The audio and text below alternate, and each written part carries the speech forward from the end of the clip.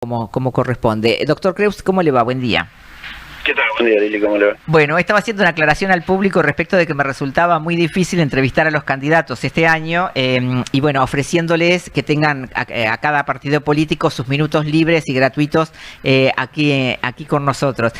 Porque bueno, en su caso particularmente, que le toca estar al frente de la gestión de salud, bueno, se me hace inevitable preguntarle algunas cosas relacionadas con la pandemia, más allá de la propuesta que usted tenga como candidato. Y en principio eso, o sea, ¿cuál es el saldo que usted hace de su gestión de la pandemia durante estos meses? Ay, qué pregunta difícil. No podemos decir que ha sido un saldo favorable cuando tuvimos la desgracia de tener en total entre el año pasado y alrededor de 240 familias que han perdido sus seres queridos. Así que un saldo en esta guerra contra el virus, en toda guerra siempre se pierde. Es muy difícil hacer una evaluación, pero bueno, viendo el medio vaso lleno, siempre digo que bueno, la gestión tanto en la provincia como en la nación es un poco contrafáctico decir qué hubiera pasado si hubiéramos hecho tal cosa. Bueno, se hizo lo que en ese momento se consideró adecuado con el asesoramiento del equipo de profesionales que tenía tanto la provincia como la nación, y se aumentó la capacidad instalada en la mayoría de las localidades y no se vio lo que se vio en otros países del mundo, inclusive de primer mundo, de gente que le faltaba hasta el oxígeno. Fue acá una lucha sin cuartel, muy estresante, muy al filo, siempre estábamos con el oxígeno incluso, de que el camión llegaba, no llegaba, y no era problema nuestro, sino que no había suficiente cantidad de tubos de oxígeno para dejarnos más si queríamos tener más de backup. Hasta eso tuvimos que estar al filo, pero bueno, creo que en ese aspecto, con mucho estrés del equipo de salud y con mucha ayuda de los voluntarios en el sostenimiento de los seguimientos telefónicos, que fue de las pocas ciudades que tuvo una asistencia telefónica, que siempre se puede criticar y que faltó asesoramiento psicológico quizás o otro tipo de cosas, porque siempre falta, nunca es perfecto esto, pero hicimos al máximo, dimos lo máximo. Bien. Y bueno, estamos saliendo. Creo que quería preguntarle también sobre cómo queda, digamos, el sistema sanitario con su salida, que seguramente se va a producir en diciembre, cuando tenga que asumir como concejal. ¿Cómo va a reestructurar todo el sistema sanitario? Porque en principio se había hablado de, bueno, la dirección del hospital y demás. ¿Esto ya está charlado con Cecilio y con Ramón? Sí, se sigue charlando. En realidad es difícil. Saben muy bien que siempre el área de salud es donde a veces cuesta más conseguir funcionarios por diferentes características que tiene el área de salud, pero bueno, se está charlando y se está consensuando con diferentes actores, por llamarlo de alguna forma. Y en función, digamos, de estos meses que les han tocado pasar ya como candidato, ¿qué se está imaginando que es lo primero que va a hacer en el Consejo Deliberante? Bueno, saliendo desde el Ejecutivo, veo que a veces es complicado, sin tener noción de las herramientas con las que cuenta el Ejecutivo, de tirar una norma así sin antes. Por ejemplo, ¿puedo dar un ejemplo? Sí. En un momento de febrero, cuando recién asumía y la pandemia estaba todavía manejable, que nos dio ese respiro en el verano, con el doctor Sayago que quise incorporar lo que se llamaba el Consejo de Atención Primaria. Y bueno, alguien me dijo, mirá que hay una ordenanza de creación de ese consejo. Cuando busco, la ordenanza tenía casi 20 años, nunca se había implementado. Eso en derecho se llama ineficacia de la norma jurídica, cuando existe algo incumplible o que está, pero no llega a buen puerto por diferentes cosas, o por recursos humanos, por recursos financieros, está en la letra nada más. Bueno, yo voy a tratar de que no ocurra eso, de hacer primero un trabajo, un diagnóstico de situación con las diferentes ideas que tengo que, disculpame, pero no las voy a volcar ahora porque a lo mejor cuando empiezo a trabajarlas son inviables. Entonces, claro. Bueno, pero que sea una, así como por ejemplo... No voy a tratar de no trabajar una norma que nace muerta, como muchas veces ocurrió. Bueno, no lo quiero desilusionar, le digo que si llega a poner a hacer eso, los 4 años no le alcanzan para ver todas las normas que hay y que son absolutamente inaplicables, pero... Y bueno, por eso voy a tratar yo de no hacer normas inaplicables con el equipo que conformemos. Claro. Así que, digamos, en agenda tienen una revisión profunda de toda la normativa que está vigente. No, la normativa que está vigente y de hecho ese tipo de normas, tanto a nivel local como provincial, es un efecto jurídico estudiado por filósofos del derecho, que se llama ineficacia de la norma jurídica. Sí, por eso le digo, pero, o sea, son tantas... o sea, para los que acostumbramos, digamos, a leer toda la normativa que sale del Consejo Deliberante... Hoy, por suerte, la informatización, uno pone en el buscador del HCD... una palabra clave y sale si hay algo ya escrito. Y bueno, se puede modificar, se puede llegar a actualizar, se puede ayornar a los recursos actuales. Yo creo que hoy con la informatización es mucho más fácil, teniendo esa visión de tratar de no ejecutar o no hacer bajar una ordenanza que no pueda cumplirse. Bien. Por diferentes aspectos.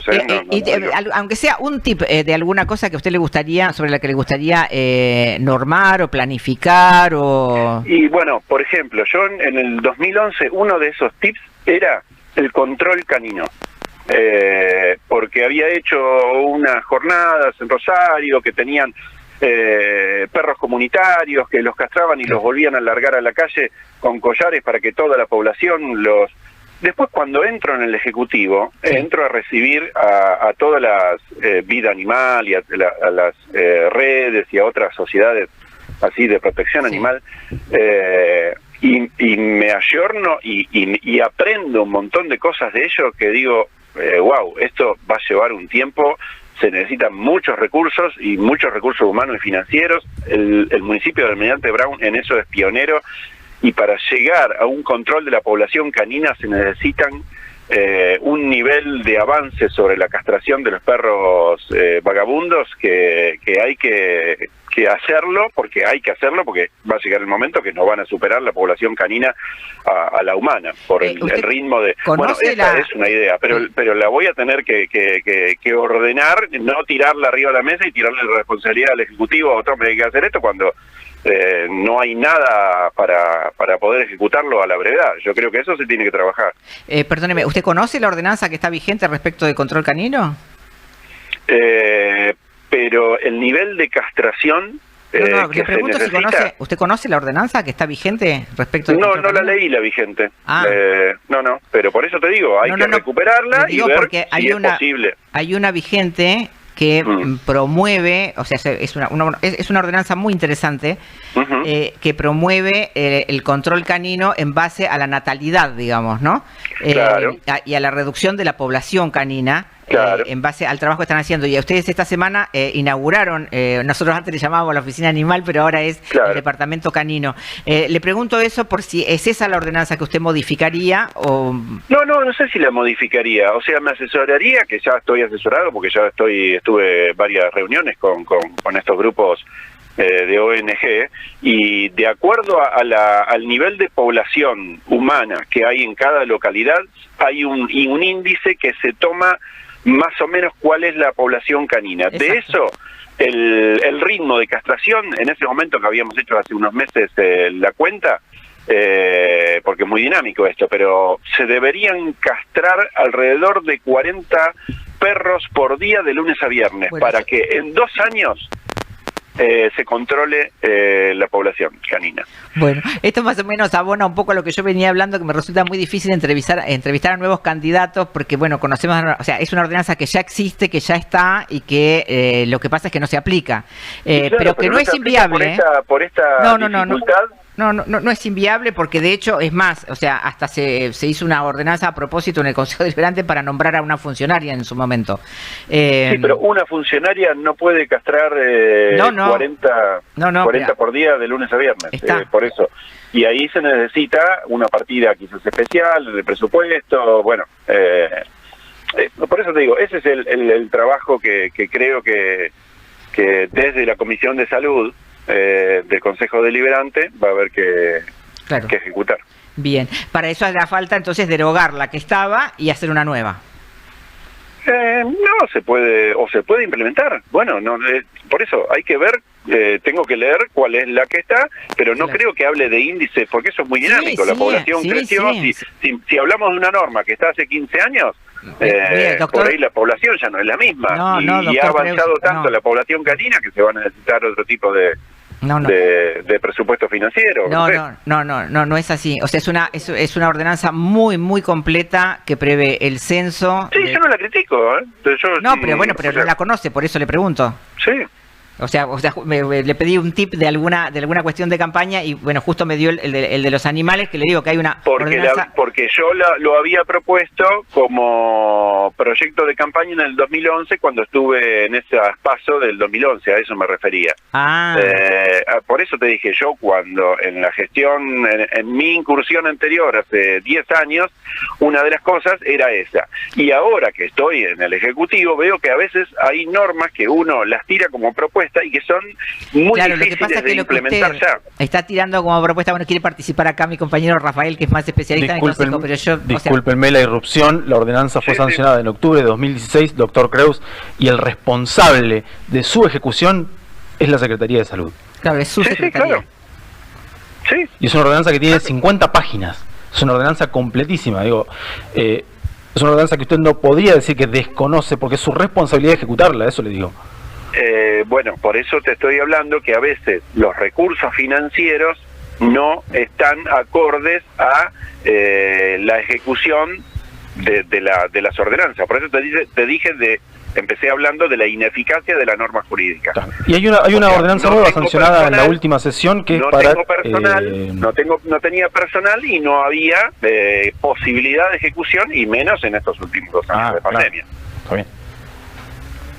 ¿Qué decías? No, que en la última semana aprobaron en la última sesión, o en la anteúltima, aprobaron una ordenanza también que tiende a mejorar la posibilidad de que las personas, digamos, un programa para adopción, para ser más responsable de la adopción, que viene a entroncarse con esta ordenanza del programa de control canino, que crea lo que comenzó a funcionar esta semana, que es el departamento canino con edificio nuevo y hospital, y etcétera. Sí, ayer estuvimos visitando con el intendente y se estaban haciendo castraciones, pero realmente es correrla de atrás.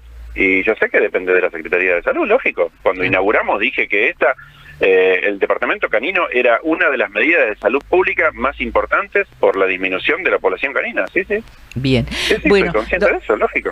Doctor Creus, una tarea pendiente entonces para poner en marcha, porque realmente se trata de una norma muy avanzada, o sea, para mí casi, como dice usted, de imposible cumplimiento estricto, o sea, y pensada, bueno, en su momento para nombrar un funcionario más, no un funcionario, una pariente de un funcionario, y que después, bueno, finalmente quedó conformada la oficina animal, ¿no? O sea, no hay mal que por bien no venga para los animales. Y respecto, digamos, a lo que queda de campaña, ¿cómo la van a transitar? ¿Ha estado participando todo este tiempo de las distintas actividades con Cecilio Salazar? Bueno, en este momento estamos en Gobernador Castro. Terminamos de hacer una recorrida durante la mañana, puerta a puerta, cara a cara con los vecinos, recibiendo reclamos o sugerencias para lo que se viene a partir del 2022 con esta nueva apertura, y esperamos que un rebote económico que ya se está viendo, aunque no todos lo sienten todavía en su microeconomía familiar, pero bueno, los índices están indicando eso, que hay un rebote económico y las perspectivas son de rebote económico del país, la provincia. ¿Usted cree que cómo cree que vamos a pagar todo esto que se está regalando ahora? ¿Cómo? Que cómo cree que se va a pagar todo esto que se está regalando ahora, que llueven planes, mi pieza, mi casa, mi camino, mi cosa, mi... Sí, en realidad la crítica es esa, que eran partidas subejecutadas, que ese fue un poco el enojo que hubo, que hubo subejecuciones de diferentes partidas. Ajá. No sé si es regalando, son diferentes formas de estimular el consumo interno. Argentina es un país que tiene dentro de su economía un amplio aporte de consumo interno, y es lo que estuvo parado en estos últimos 2 años. Bueno, de hecho el fin de semana largo pasado uno lo pudo vivir acá, explotado de turistas, una de las localidades que más índice de ocupación tuvo, y eso es dinero que de alguna u otra forma termina derramando hasta los que cortan el césped, porque es así, eso sí que derrama. Bien, doctor Creus, la última, ¿será Ramón o Cecilio el intendente desde diciembre? Bueno, en una entrevista que le hicieron al secretario de Desarrollo Económico, habló que tenemos que apostar por tener 2 intendentes, lo dijo como en una forma figurativa de tener a Cecilio en La Plata gestionando para su localidad y Ramón aquí. Ajá. Esa es la idea, la esperanza, por lo que nosotros vamos. Tener un gestor en La Plata y un intendente y un equipo de gobierno como el que está armado. Bien. Gracias, doctor Creus, por atendernos. Sé que tenga buen día. Gracias a ustedes.